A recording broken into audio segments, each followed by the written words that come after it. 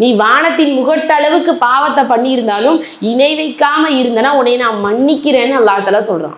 குல் யா இபாதி அல்லதீன அஸ்ரஃபு லா தக்னது மின் ரஹ்மத்தில்லாஹ்.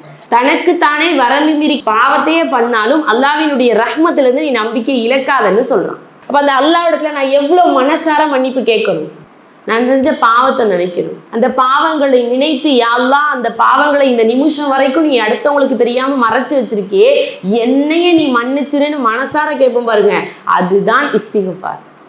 எனக்கு ஒரு பொருள் கிடைக்கணும்னா அல்லாஹ்ட்ட சொல்லி அழுகிறேன், யா அல்லாஹ் எனக்கு இதை கொடுத்துருன்னு அழுகிறேன்.